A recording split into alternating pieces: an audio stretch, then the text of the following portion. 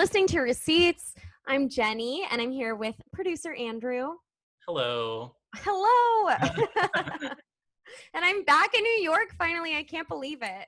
Oh my God, it's amazing. It's such a nice little setup that you have behind you. I love my sweet apartment. It's so cute. All I do is text Jeffrey every day. I love my apartment, my cute little space. And I'm just adding new things to it every day now that I'm here. What are you adding? Like plants, mostly. I'd like to be the mom to a lot of plants. I left a money tree away. Like I left it here when I went away for 5 months, almost 6. I've been gone. And I came back thinking that the money tree would be deceased, like would be dead. There was no way. And she's beautiful. She grew so tall, and she's like the little miracle money tree. It's amazing. Okay. I only know money trees to exist in Animal Crossing, so I don't know what you're talking about. Unlike Animal Crossing, it doesn't actually give me coins, but but it's apparently good luck. It's supposed to be good luck if you have a healthy money tree, so I can only assume it's bad luck if it's dead. So I'm really happy that it lived. This is major for you. It's huge. Thriving, yeah. She's thriving. I'm just like, it's a good sign for things to come, I think. And are you working again? Are you like looking for jobs now that? I'm still doing all the remote producing work that I was doing, which is all kind of low key right now. And then no comedy work to speak of. So we love that. Hard to say whether I'm a comedian Sorry for anymore. bringing it up, but I know that you're excited to come back for that sole purpose. Yeah, well, I did actually. I got a self-tape for, I don't want to jinx it, but I got a self-tape for a major fast food chain. And someday, I hope more major than Burger King? Well, as major as Burger King, and I would love to be the face of both. Wow. Playing both teams. I love it. Yeah, we just, there are no enemies here. We're all friends. Yeah, exactly. If you had to choose like a fast food rest, what would it be? I'm scared to say this just because I would like to be hireable by everyone, but I really like Wendy's chili in a weird way. It makes me think I'm a child again. And I know that's a really heinous choice, but that's my choice. Because that was the meal that someone found a finger in. Is it? Yes. No. Do you not recall this? I do not recall, but maybe I've blocked it from memory because I want to still be able to eat it. Wait, does our guest recall this there was like a whole thing about like the someone finding a finger in their chili at Wendy's. Alise is nodding. Yeah. I'm not sure if I'm supposed to talk. It's okay. You can let us know. Someone to agree with me there. I remember this. Okay, we need someone to back up Andrew right now. I wasn't sure. I was like, I haven't properly like really come into the picture yet, so but I remember this. I didn't want to think this was like a fever dream that I had. Yeah. Oh my goodness. I'm scared now. It tastes you're gonna so be good. the fingerless chili or fingered chili. I don't know. I don't like fingered chili. Fingered chili. It tastes so good, and maybe that means I'm a cannibal. Potentially. Potentially. On the record. Yeah. Yeah, it's literally on the record. Andrew, how are you? Just doing fine. Yeah. I finally met up with I met up with this like older gentleman a week before quarantine who was very persistent the past few months, saying like, why won't you hang out with me? Why won't you hang out with me? And I'm like, Dan, I don't want to say his name actually. You can bleep it. Yeah. You personally can bleep it. I personally don't do that. It is a pandemic and I don't want to meet up with anybody. Don't take it personally. And so I finally met up with him for brunch today. Oh, cute. And it was, he likes to talk. Just sitting there, I took a video of myself right underneath the table, just like nodding and saying, yeah, just like for like a straight like 3 minutes, just while he was chatting. It was wild seeing like the amount of food that just like disappeared on my plate that remained on his, you know? He was not eating because he was talking the entire time. Yes. There's no better way to prove that you're a millennial to the older gentleman than by filming yourself under the table while you're on a date. Like literally, yes. Yeah. No. Fortunately, that's not the first time that I've like done that too. Like it's just wild. Just like some people just love to talk, you know? They buy you drinks and it's just like we want someone to converse with. Was that kind of the deal with this guy? I Like don't it was a nice brunch. Okay. I saw the menu. It was pretty pricey. Okay. And it was nice food. It was the first time that I've actually eaten on the Manhattan sidewalk. Wow. Yeah. Like real restaurant experience. Yeah. And so like he brought it up a number of times in that experience where he was like, wow, I can't believe that I'm the first person to like take you out. During a pandemic. He's like, yeah, Dan. Huge. For you. Yeah. I'll make you a certificate. Here's a trophy, babe. And so it was interesting. It was okay. Will you go on another date with him again? He asked me and I was like, why not? Right? Yeah. I mean, all I gotta do is just be ears. Yes. That's only one part of your body. And I know. He's looking at every other part the entire time. Yeah. Disgusting. So is it like, would you say this is like a sugar baby moment or no? He did ask me the question. I was caught off guard. He was like, are you financially stable? And I was like, in the moment, honest answer, I'm fine. Okay. You know? Like, it's nice that you were honest. Because you could have said no. I know. And it's like, but like he knows I'm in Chelsea. I'm fine. I'm okay. It's not like I don't know. So he asked me, he's like, are you financially stable? And I was like, okay, I'm okay. And then the second after, I'm like, fuck, like I really could have milked this, you know? Yeah. You could have left with a check. Yeah. The Venmo. I'm just like, okay. He literally works for Venmo. It's like, it is not, it's not alien to him to go on that app. Send you a little Venmo.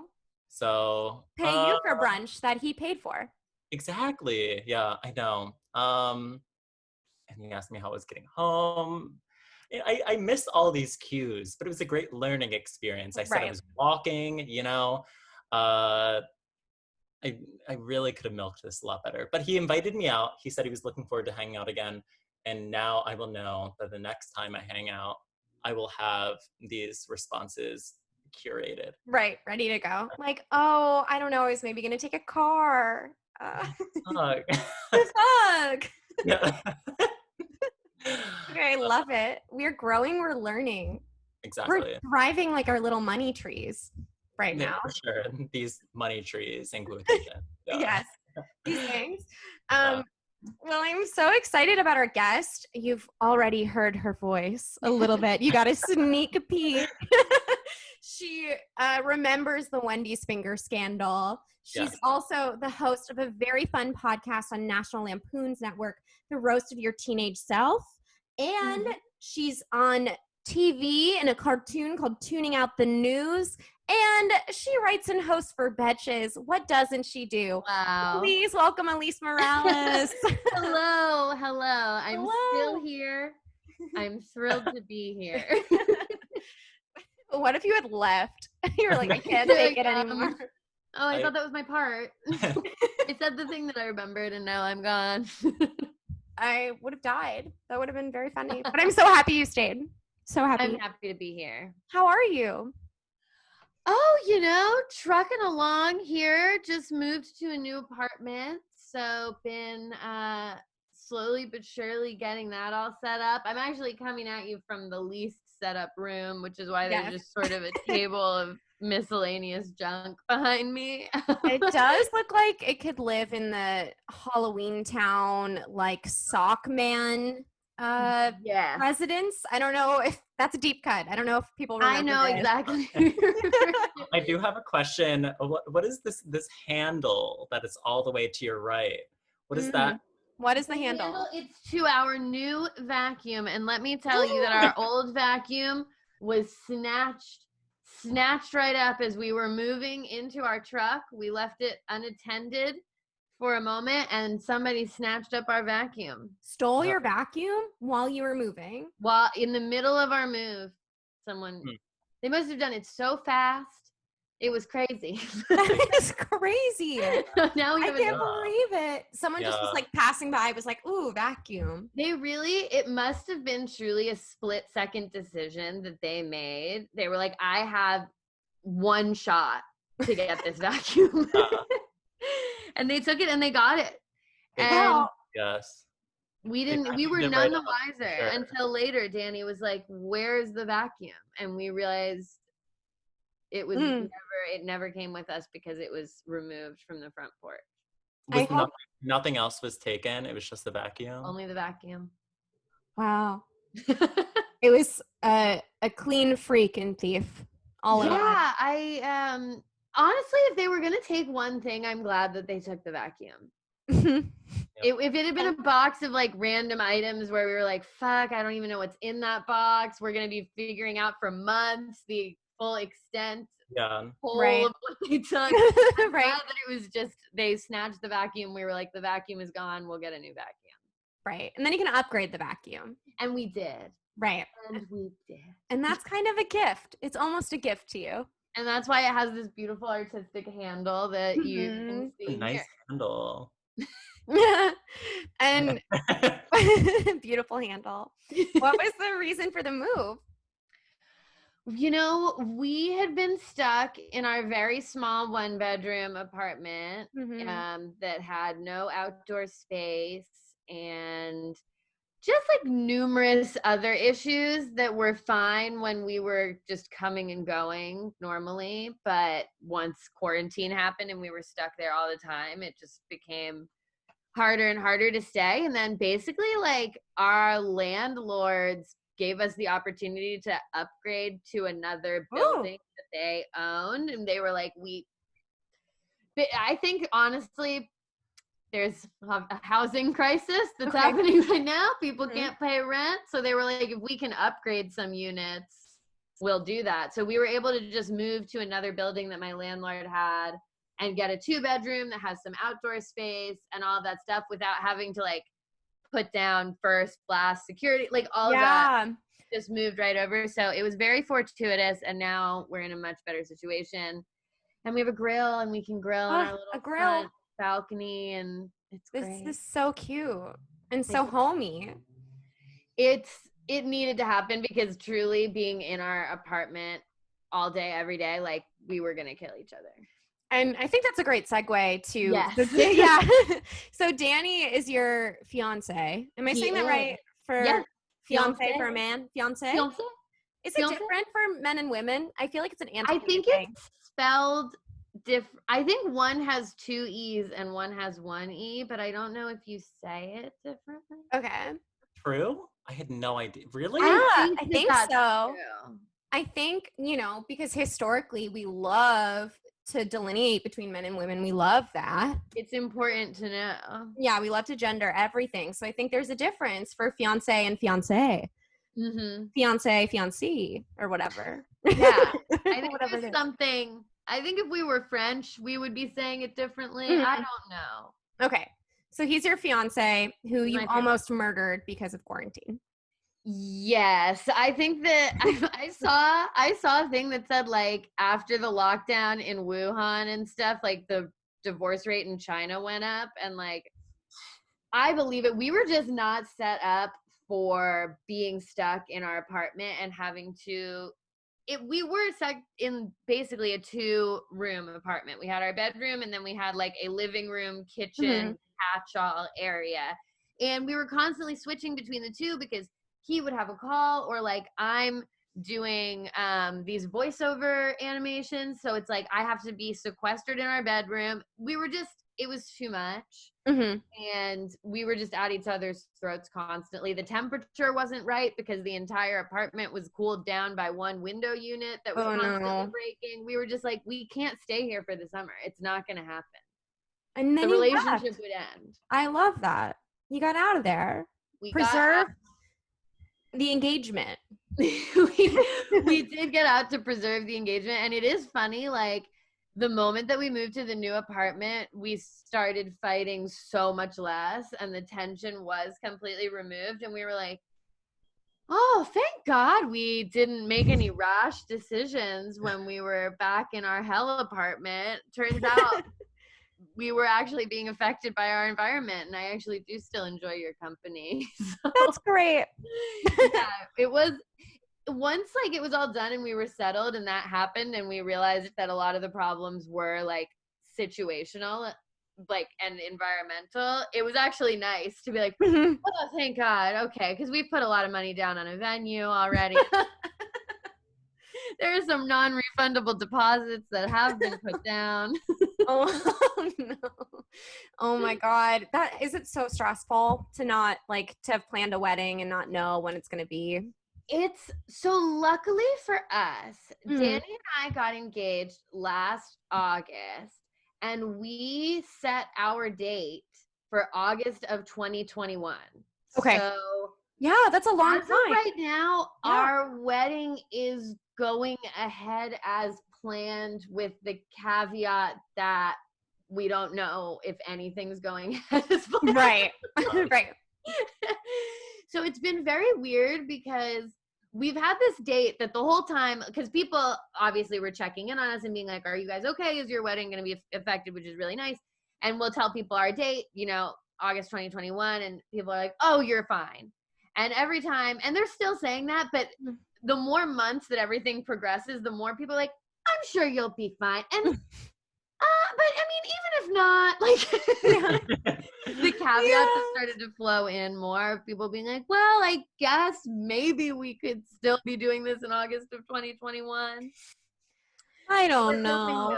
That's what we put on our website. We're hoping that COVID will be a distant memory by August of 2021. But if not, check back to the website. Blah, blah, blah, blah, blah. Yeah. I mean, August 2021 is a better situation than all the people who were 2020 weddings. No weddings 2020.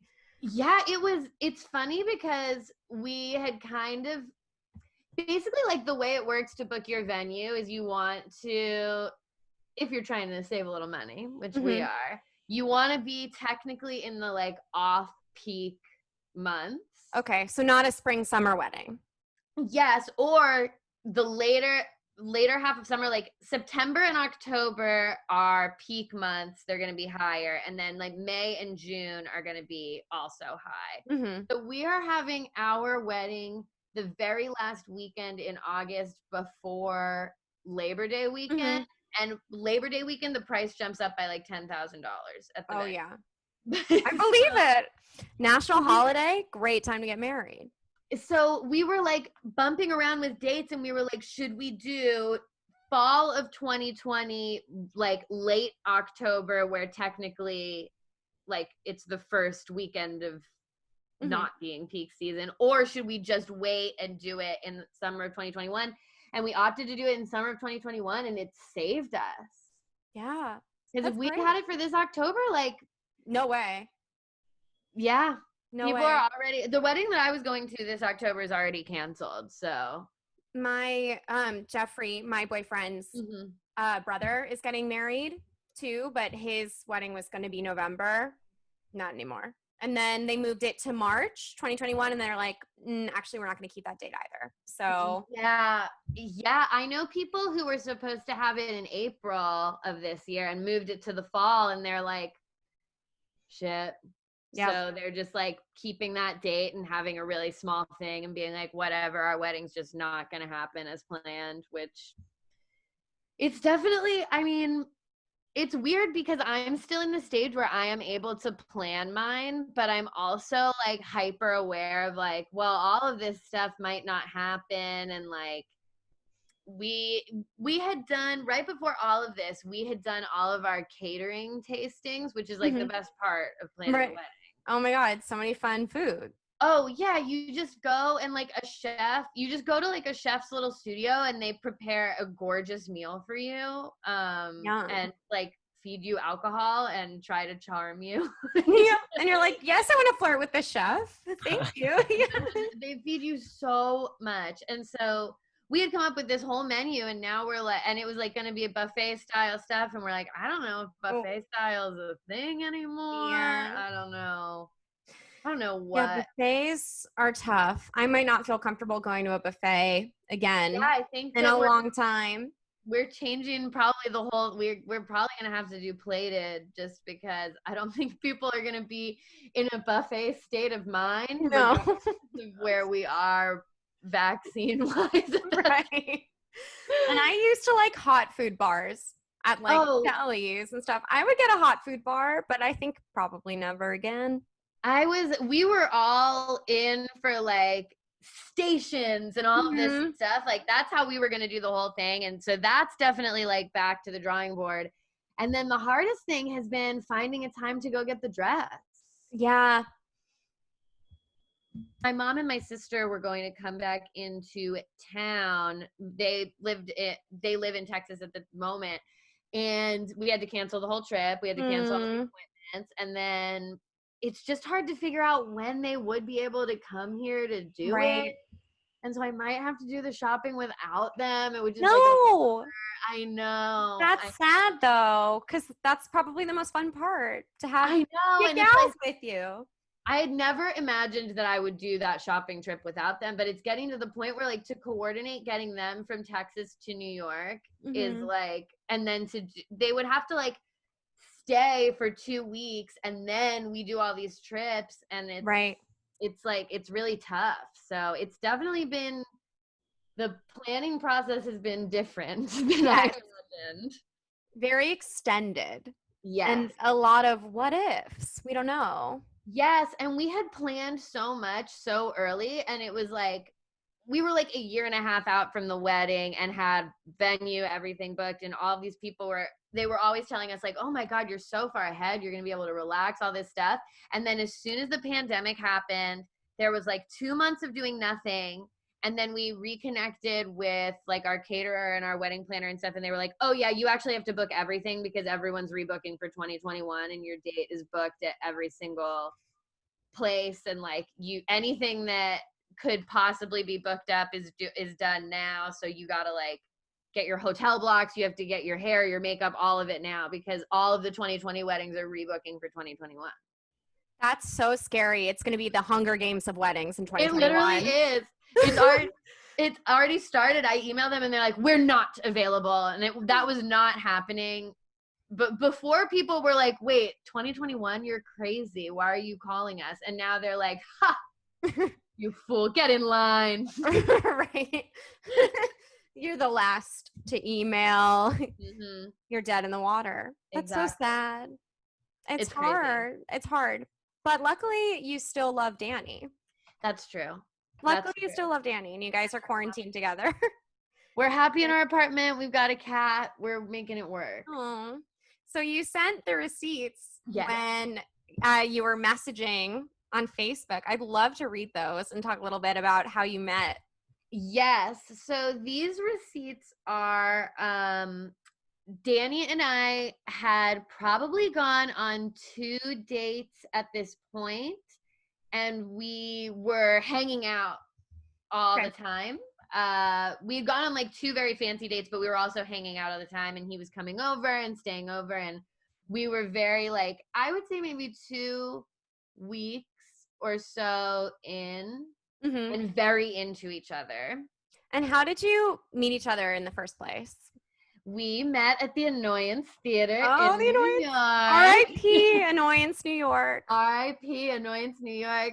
Just doing shows around there. We met, and I'd been dating someone else for most of the time we had known each other, but then become single like 3 or 4 months before. Okay. And just started seeing him around, and I was like, I like a Midwestern boy. Like a nice man. Yeah, like just where you're like, he and his mom are close. Like Yeah, that's cute.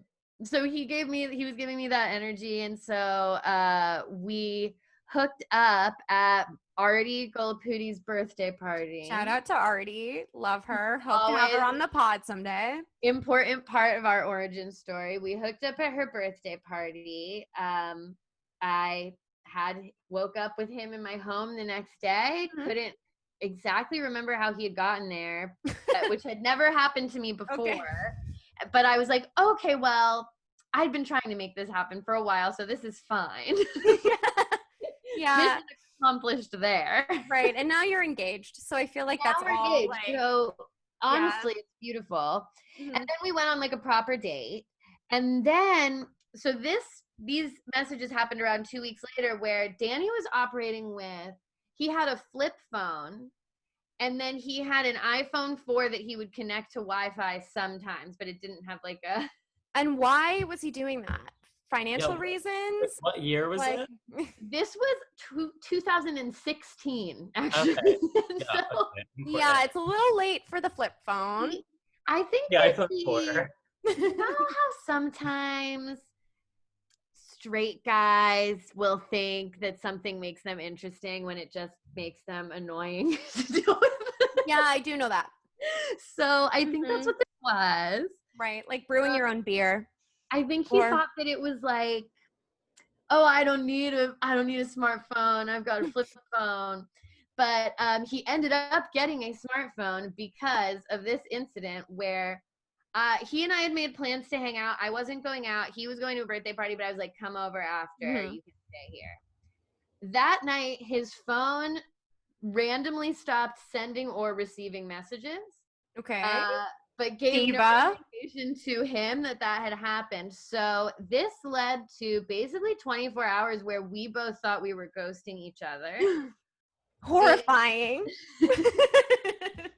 And I had texted him, and I had been like, hey, not sure where you're at, but I'm going to bed. Oh, and then supposed to come over. I know, because I thought he was going to come over, and then I hear nothing, and then I woke up in the morning expecting to see a text that was like, oh man, I was out, and da-da-da.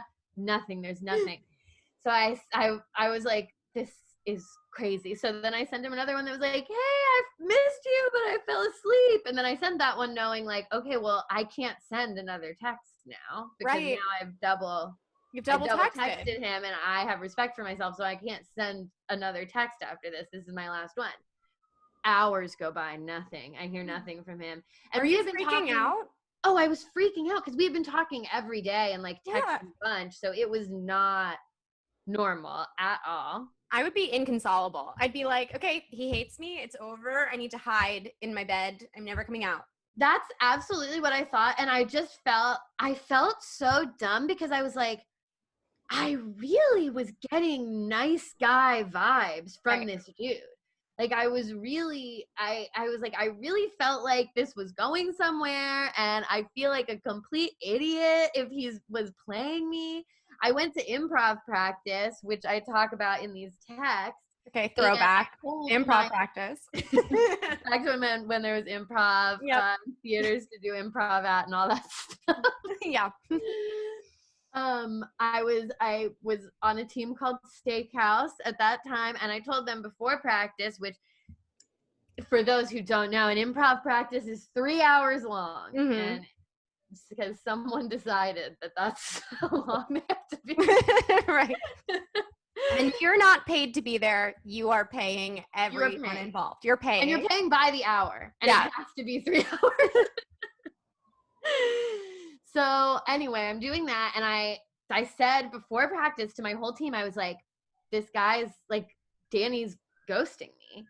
And it's really upsetting. And if he hasn't texted me by the end of this 3 hour practice, like, I'm going to be really sad and upset.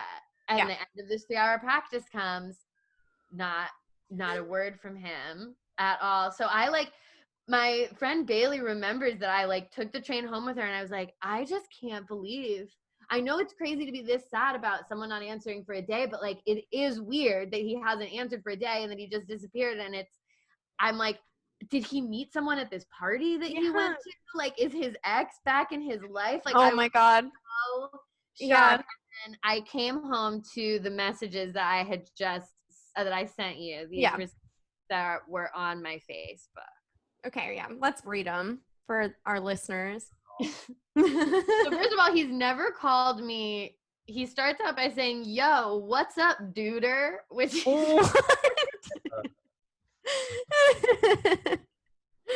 has never called me. Yo, what's up, duder? I just realized that none of my outgoing texts have been sent, and I'm not getting incoming texts either. So if you want to get a hold of me for the time being, hit me up on Facebook. This so crazy. To which I responded, OMG. Truly had been panicking, crying. Like, this man played me. I've been sleeping with him, and he threw me away. Absolutely. It's like the end of the world not hearing back. Absolutely. So the rest of this conversation is, so there were a couple lines that I didn't include because they were boring, but I'm clearly playing it cool. I'm like, well, if you want to hang out, like, I guess we can set up another hangout or whatever, as if I hadn't just been like losing it. And then finally at the end of the conversation is where we revealed to each other that both of us had thought the other one was ghosting. Yeah. I know. And according to Danny, he had gone to the annoyance, and when he realized that something was wrong with his phone, he went to the annoyance and started telling all of his friends, like, text me, send me a text message to see if he would get it. And then he would text them and they didn't get it. And so that was how he discovered that something was wrong with his phone. So it was also, he was doing the same thing though, where he was also like, oh my God, the world is over. I'm freaking out. Alise isn't texting me. Yes, he had gone to the annoyance and had been sitting in the green room in the back and had been telling them, like, I don't know, we were supposed to meet up last night. She disappeared. She hasn't answered me all day. I've been texting her. And then someone must have said something to him, or I can't remember exactly how it was, like, maybe there's something wrong with your insane flip phone from 2005. Right. This phone that you're doing is a bit. Like this, your bit phone. Maybe this isn't just cute. It has consequences when you don't have the right technology. But I really thought that he had ghosted me for that full 24 hours, and it was.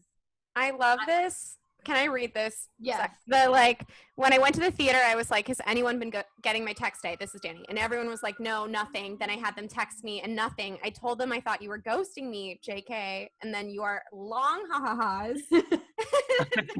A very long ha-ha-ha.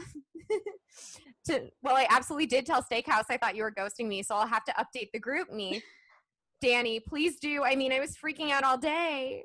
Everyone was shocked, at least. OMG, me too. That's so cute. We had both been sending each other.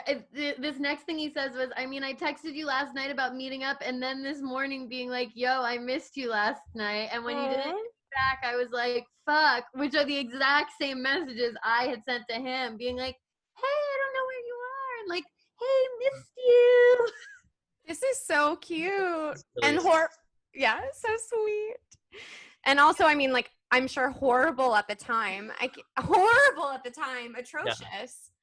Yeah, because we had, like, really had some really nice dates at this point, and it was just one of those relationships where we were like off to the races as soon as it started. It was like, oh, okay, this is going to be like a full-on relationship, and we're in love, and that's what's happening. So it felt like it would have been insane if he had been ghosting me. Like, it would have actually been an earth-shatteringly crazy thing, and it makes much more sense for his phone to have been broken. Right. Based on his flip phone. Yeah.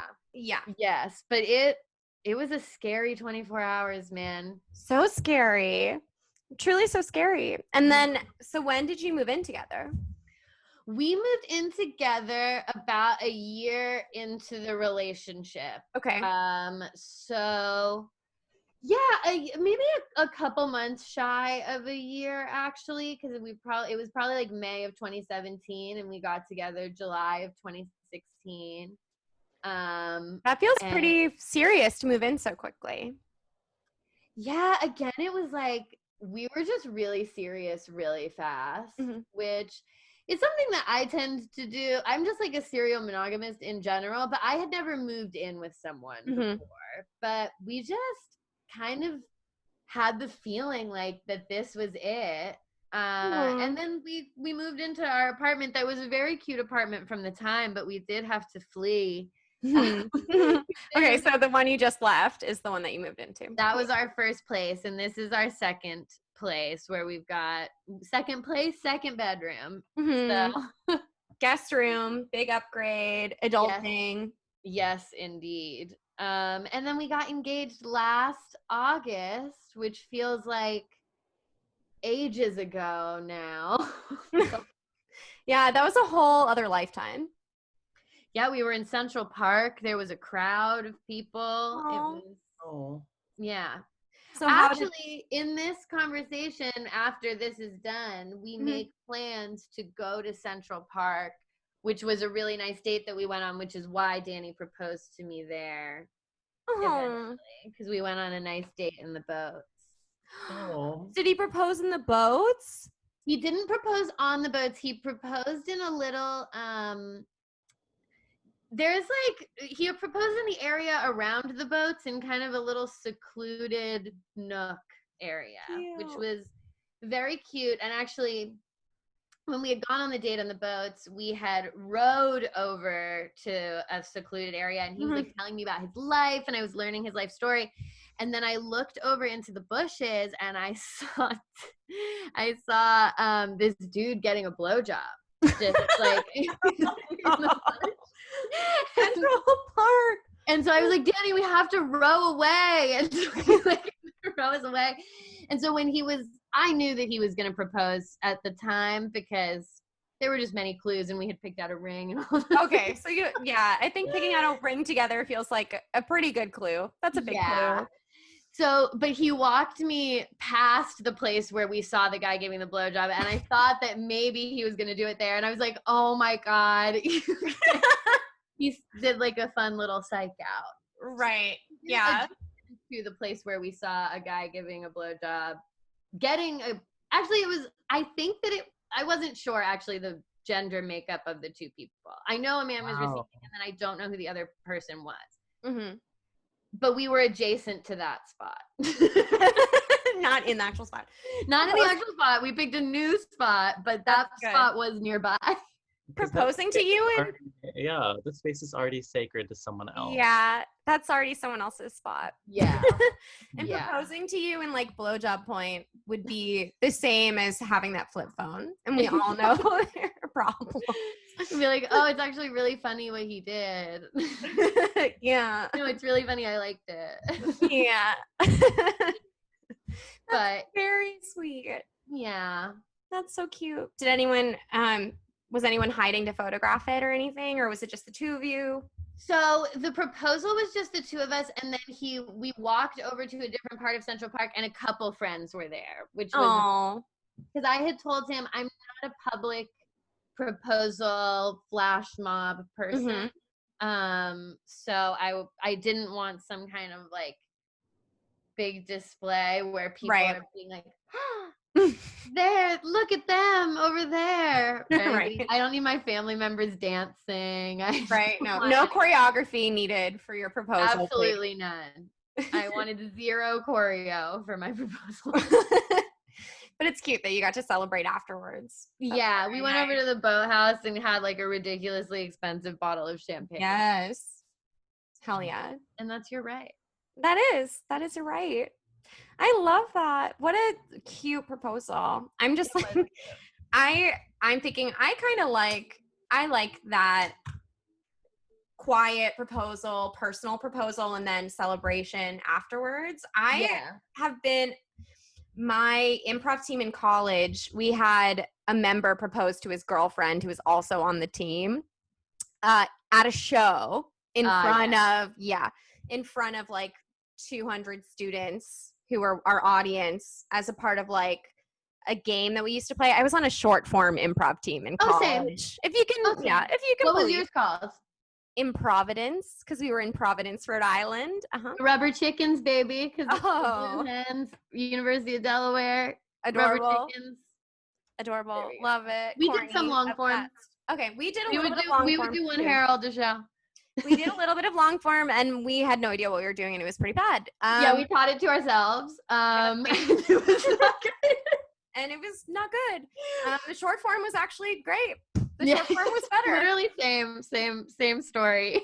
But this Chabukas proposed to Madeline in a game that we would play at the end of our game, like the end of our shows. That was like a rhyming game, and the team all lost on purpose so that they could be the last two left, and then he could propose to her.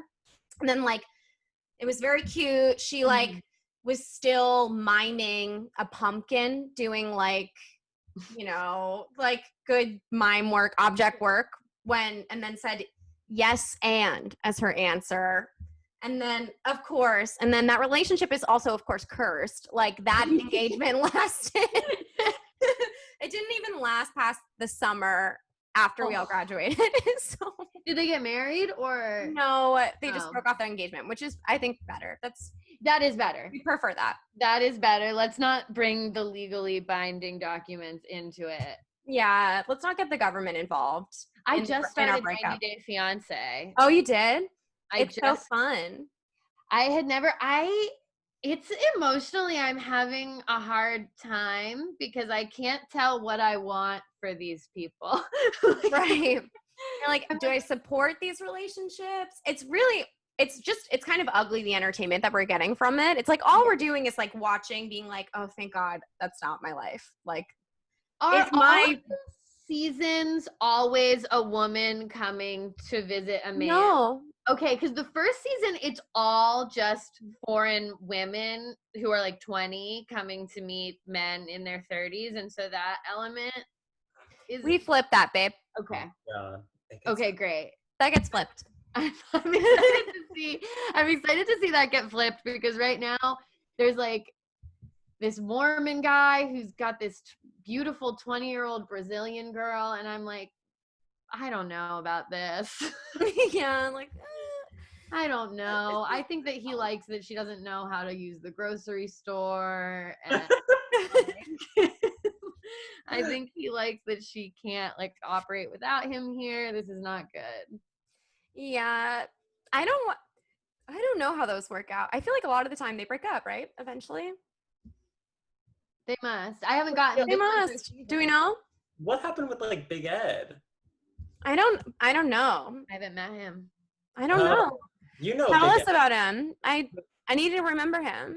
Big Ed is the. Oh yeah, I do remember him. No neck. Yes. Yes. Yes, I just Googled Big Ed and I'm like, oh yeah, I know who Big Ed is.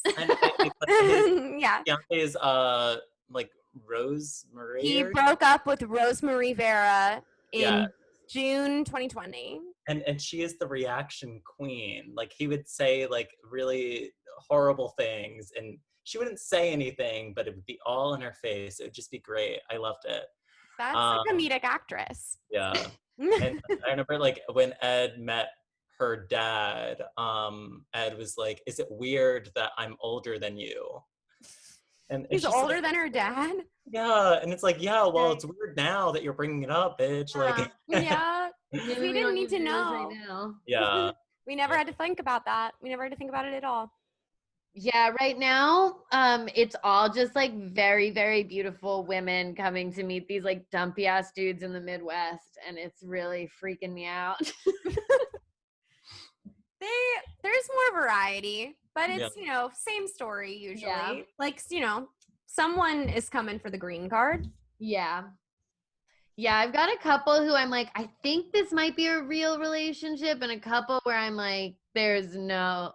Paula does not want to be in Oklahoma, is what I'm saying. Paula is not staying in Oklahoma. So, oh man, it's It's nice. That actually makes me think it's nice that you and Danny both came from like entertainment, like comedy background and have that in common. I've seen that not work sometimes, but it's very nice. But I think it's really nice. I feel like when it doesn't work, it's horrible. Definitely dated within the community in ways that were toxic and bad. But what's interesting is I feel like honestly just the difference of Danny having come up in Chicago and like coming up through a different set of institutions that were meaningful to him, and then coming here and already kind of having his career established, and me kind of being at a like more established place myself, and also having already come up through the theaters I was gonna come up through and stuff. I feel like it never felt like competitive between the two of us. That's great. And we both had like a healthy separation from what the other one was doing. I feel like when you're like, you know, when I first got to New York and I would be dating like other guys who were going through UCB at the same time, we would like not get it. Like I'd get into a class and they wouldn't, and it would be like, right. There would be issues. Right. Like, that would be you're whole getting booked on all these shows and I'm not, and da-da-da. And it was like, yeah, we were competing for the same things and it didn't work out correctly. Yeah. No, that's definitely part of the problem. That can be a problem. Huge problem. But that's so nice. Some guys aren't good at handling that. No. Some guys are bad. I don't know. Sometimes it makes them feel really sad. Yeah, some women are bad too, but I have to say most straight men are worse. Sorry. Sorry to say. And that's the thing too, when I met Danny, is like I had my one like really bad like fuckboy relationship, and then I had my like just lukewarm rebound from fuckboy relationship. Yeah. Just like I just need to date someone again that like likes me, and the balance of power is like shifted back in my favor. Right. And then by the time like I had ended that relationship, I felt like I was ready for a real relationship that I cared about, but that was also like based in respect. Right. Yeah. That's important. It's essential. Yes. Yeah. I think so. I'd say essential. Although it is also important to date someone who is atrocious and a fuckboy and horrible, so that you then learn never to do it again. Or to do it 2 or 3 more times and then never do it again. Yeah, that's the theory. You have to get a couple of those experiences in, and then you have to have one that just absolutely destroys your life for like a year. Oh no. You're just like every waking moment you're thinking about whatever that situation is. You have to have one of those to learn. Right. That's fully encompassing and stressful. Yeah. You're like, I am crying every day. Why? Yeah. Your friends are like fully tired of hearing about. Yeah. Yeah. You have to get like this relationship, I got to a place where my friends like started just like leaving conversations where I would talk about it. They were just like, we don't like him. Yeah. We don't like him. Yeah. What else is there to say? So stop going over to his house. And you're like, but sex. I know. But who else? I know I could stop going over to his house, but I could also keep doing the same thing. Hear me out. Yeah. Yeah, I don't want to stop yet. Yeah. I've been there. Oh yeah. We've all been there. And okay, so you sent this picture, which I feel like is a picture of a chair that has been there. It's definitely been there. So I need some context. We're looking. Okay, so yeah. And I will post this on Instagram for the listeners. It's an important image to see. So the context of this is that at the time when Danny and I started dating, I was living in this apartment that I had lived in for going on like 2 and would eventually live for like 3 years in this apartment with my friend Ian, a girl named Annetta who I knew from work, and then sort of a rotating cast of characters who would live in this very small room that had no window in the interior of the apartment. Okay. So And subletting to a third person. yes. So there were 3 of us on the first floor, including that tiny room. And then Ian had the entire basement. Okay. And this apartment was like a nightmare for so many reasons, with like repairs and vermin, like just every horrible thing that can happen in a New York apartment. But we also had to constantly be renting out this room because it was priced so that this room would be rented out. None of us could take the rent increase of not renting it out. Mm-hmm. But anyone who wanted to live there was a lunatic, and that will bring us to the story that I'm about to tell you about this chair. Yeah, I mean, it's not really a sane person who wants a room without windows. Yeah. And then you don't need sunlight. Any sane person who moved in would leave within like 2 or 3 months because they were like, I can't stay. And they were like, it would just be a person who was like in between places, needed to settle in the city. And they're like, I'm out of here. I found a place with my friend. Mm-hmm. So anytime we had anyone who we would want to stay for any amount of time, they were out of there. And anytime we had someone who wanted to stay, we would have to remove them or try to get them to leave or hope that they would leave because they were crazy. Yeah. So the photo that I sent you comes from the one person who we did actually kick out of the apartment. Okay. This was all happening right around the time that I was getting to know Danny, and Danny was coming around. So I'm meeting this new guy in the backdrop of, we got this new roommate to come in, and right off the bat, we like didn't vet her properly. And it was just bad vibes. A lot of weird stuff. Like kind of like a pathological liar type person, like one of those people who would lie to you about stuff that it's just, you can't tell why they would lie about it. What kinds of things? So I spent a lot of time in the house with her because both of us had like odd working hours. I was nannying at that time, so I picked up kids in the afternoon, and she was always like going on about how much she loves to clean. And so one day she came to my room and she knocked on the door and she was like, do you know where the broom is? I just love cleaning and I love sweeping and I need the broom. Mm-hmm. And it was in the broom closet. So I was like, the closet that has its name. Yeah, it's in the broom closet. And then she's like, amazing, great. And she takes it and I watch her like walk around the apartment, and then she goes into her room, and then she came back out and she doesn't sweep like anything. And she just kind of puts it away, and it was kind of like this weird display just to show me that she was like thinking about sweeping. Anyway, that was like the first weird thing that she did. I was like, using it as a prop. I'm so confused. It was like very weird, and that was the first day that I was like, I think something's going on with this girl. Like I can't tell what's happening. Then she wrote a play called Vampire Sex that she was constantly trying to get me to read. Oh my God. I was just thinking like to have a broom and like not actually sweep is a very play thing to do. Yes, it seemed like she was like trying to bide time in the background of a scene or something. It's very weird. She's so then a supporting character in the play. That's so funny. She was extremely messy, was coming home like really messy drunk, and like would like bang things around and all of this stuff. It was just like kind of a lot of little things. But then the very weird thing that happened was we had a party and we had all gone out to get stuff for the party. And we had asked her to bring in, it was like a large trash can. We had bought like a big trash can. It had tiki torches in it because we had a backyard. And we asked her to bring it inside. And I guess this is the mystery, is that she just didn't. Okay. Inside. And then the next day all the stuff was gone. And we were like, Leah, what happened?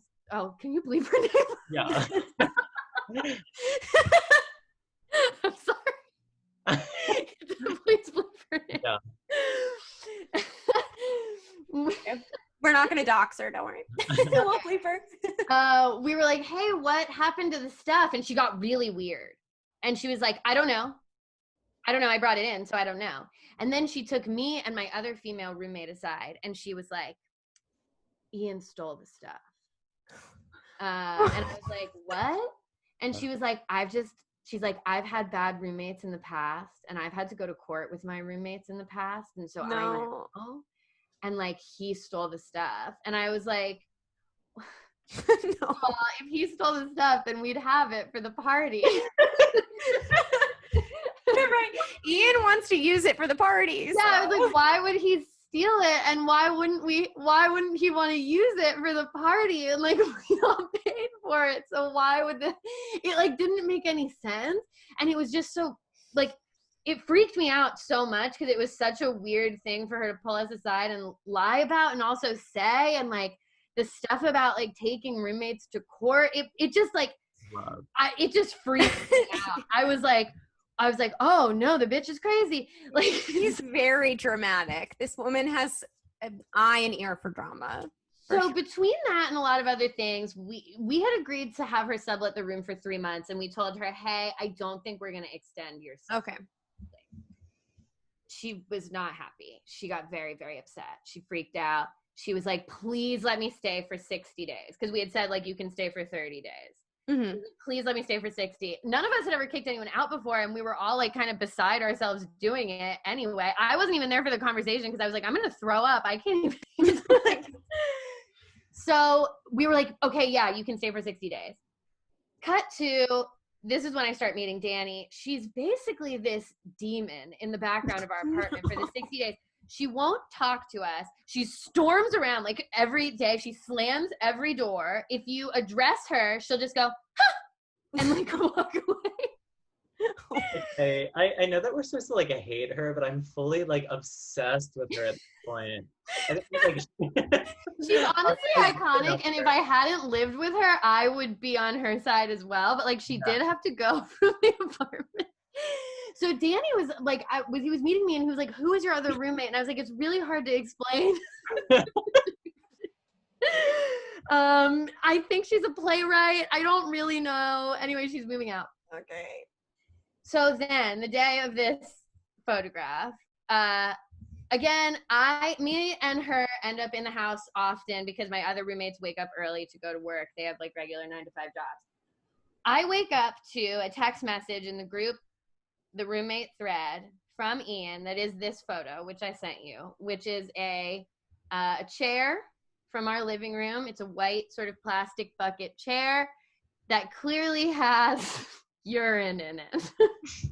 It's a little puddle of pee for sure. A controlled puddle, like a really deliberate puddle of pee that's in this chair.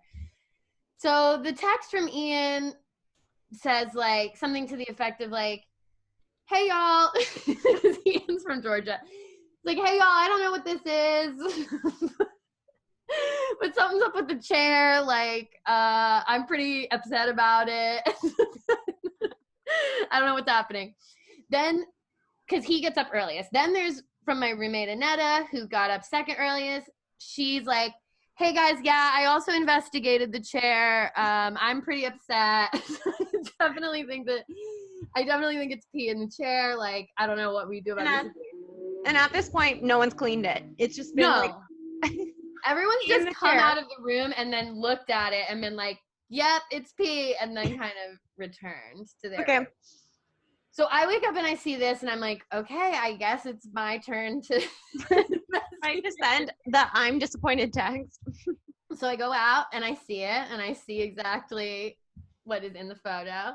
And I start like looking around like at the ceiling to see if there was like a leak, or I'm like looking around to see if there's liquid on the table that could have dripped onto the chair. I do like my due diligence. I try to do a real investigation to try to find any other explanation of what this could be.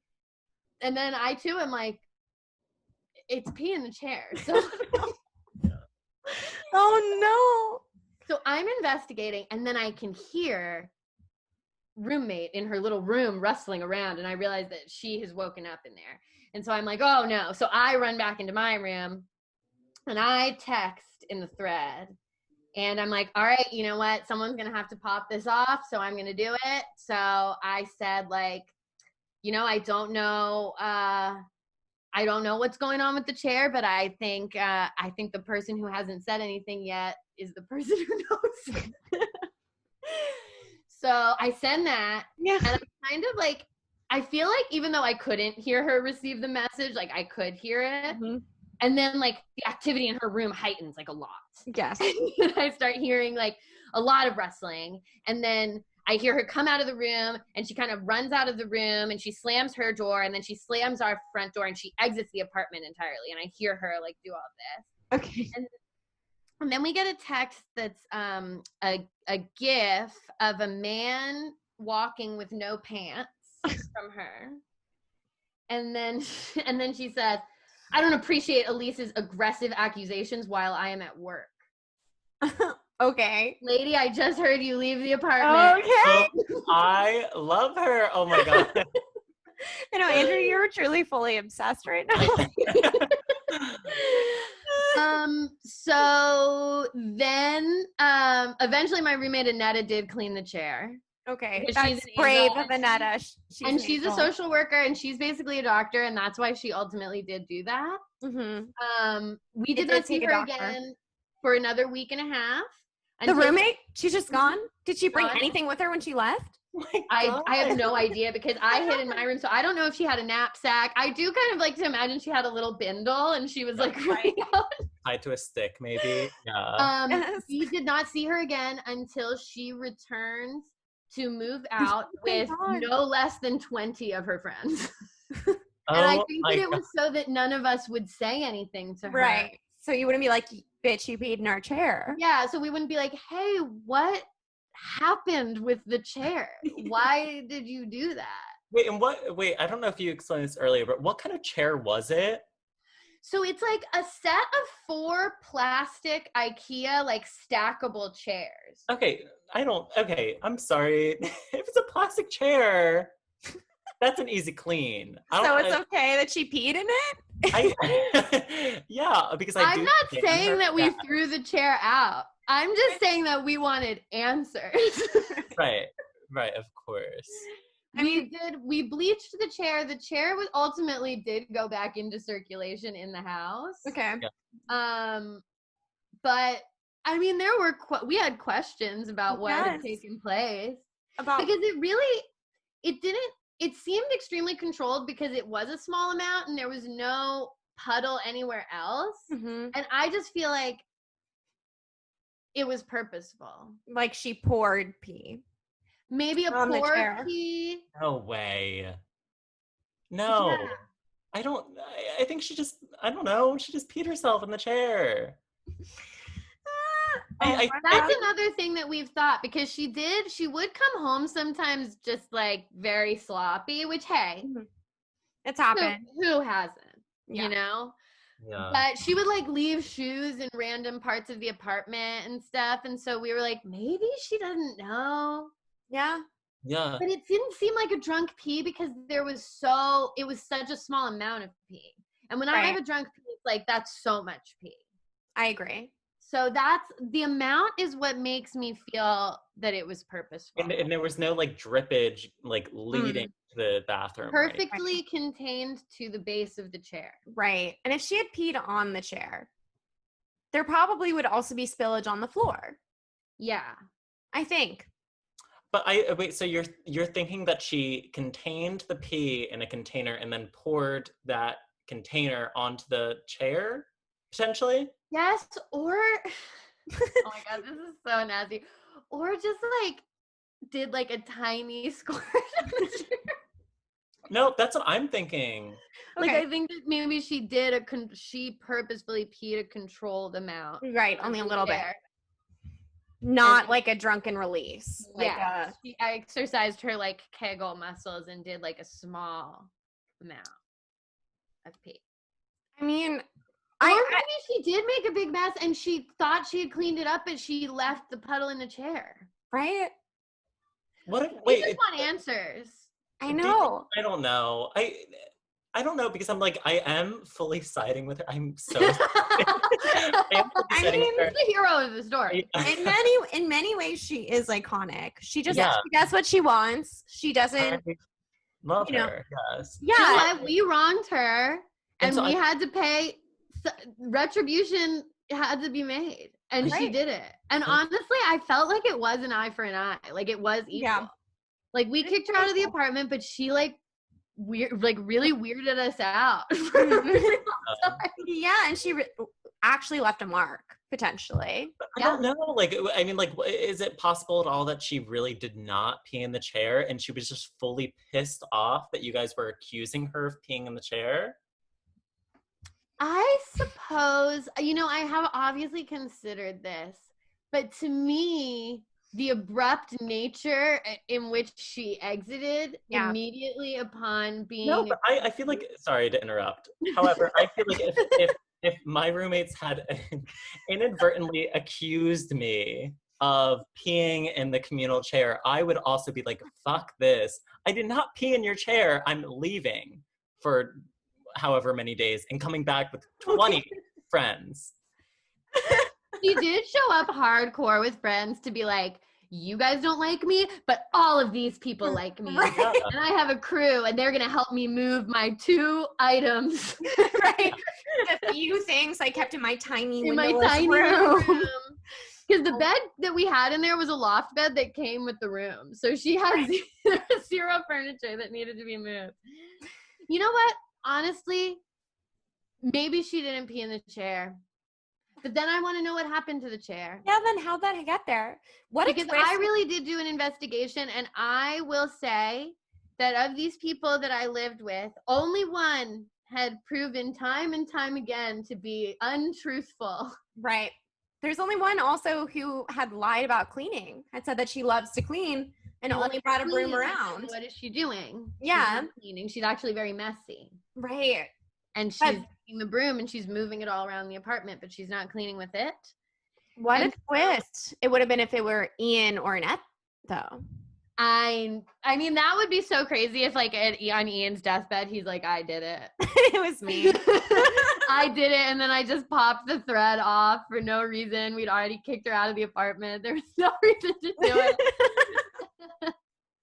it. Or it was you, and you just don't remember. I've never peed that controlled amount. I know. I don't think it was you. I just have to say, I'm being Daniel Craig in Knives Out right now, and I need to assess all of the different suspects potentially. I mean, I guess, maybe we're overlooking Annetta, but it doesn't seem in her nature. And she cleaned it. Ultimately, she's the one who cleaned it. But maybe she who peened it cleaned it. I don't know. I guess what we're finding is ultimately it is still a mystery, and while there is a main suspect, we really will never know. We'll never know. And what happened to those chairs? Does anyone own them anymore? The chairs are gone. The chairs, we put them out on the curb. Someone took them. Doesn't even know the history. Wow. And he'll never know how meaningful that chair was. And never. Oh my God. Wow. I love this episode, Alise. This has been so fun. We've been all over the place. Truly. We've been everywhere. And I'm like, I'm going to be thinking about this, the rest of my life. Yeah. Probably. If anyone has any leads in the case, maybe your friend has said, one time I broke into an apartment in Bushwick and I peed a little bit in a chair just to see what I would leave behind. Yeah, let us know. How are you sure that it's pee? Oh yeah, did you smell it? That's an awful question. Did anyone smell it? I did not smell it. Ian and Annetta said that they smelled it. Okay. I will say that I think that there's like a human biological reaction that you have when you see urine, and you kind of do know that it is urine. It didn't look like any other substance that made sense. The color is the right color. I need to forward this to you, Andrew. And there was no like Mountain Dew in the house or anything of that nature. Just pour. Yeah, I think you really need to see the photo, and you too, when you see it, will be like, it's pee. Wait, yeah, send it to me. I'm so curious. Yeah, I'm gonna send. Well, this was a delight. This was wonderful. Alise, our listeners should follow you? Oh, How do they do that? How do they do that? You can follow me on Instagram at Pandalise. That's Pandalise. And on Twitter at Alise Navidad, which is ALISE, my name, and Navidad. I don't have the same handle on both. That's I'm okay. not going to do it. You're creative and you're not changing It's it. okay. If people want to find me, they can find me. Yeah, they'll find you on both. Andrew, I just sent it to you. It took me a second to send it because I was looking into my main option was make it my desktop photo. Can you imagine if it was my background? Yeah. Oh my god. Wait. So you're telling this is plastic? This seems like it'd be hard to get out. No, it's like a hard plastic, almost like Lego type material chair. Oh, interesting. Okay. Yeah, that's definitely pee.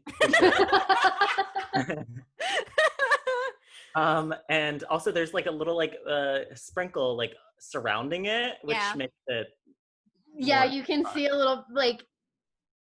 Yeah. Once you look at it, it's kind of hard not to see the pee. It's pee. Yeah. But I'm a firm believer that it wasn't her. I'm not believing that. Justice for Alise's roommate. Okay. The icon. Okay. I've got a lot of thinking to do.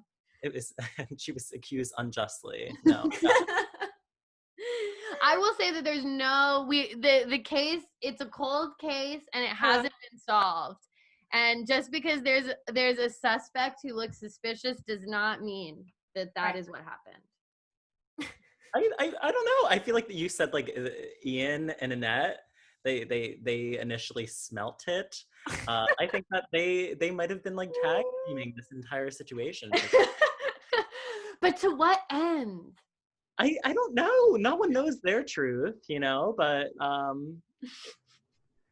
I guess I don't know. I guess I'll have to look back and see like maybe I go back in my mind and realize like there are all these clues that I didn't pick up on that they were doing this. Yeah. Right. I mean, Ian had a whole basement to himself. It is true. He could have been coming up with anything down there. Yeah. No one knows what he was doing. But he had his own bathroom down there. Why would he come up and pee on our chair? You just don't know. We just don't know. We just don't know. Oh my goodness. Thank you everyone who's listening. We love you. This has been Receipts. I'm Jenny. And as always with my producer. Oh, it's been so much fun. I love this episode. I will be thinking about this for so long. Oh my God. Okay. Bye guys. Okay, I'm gonna stop recording. Oh my God.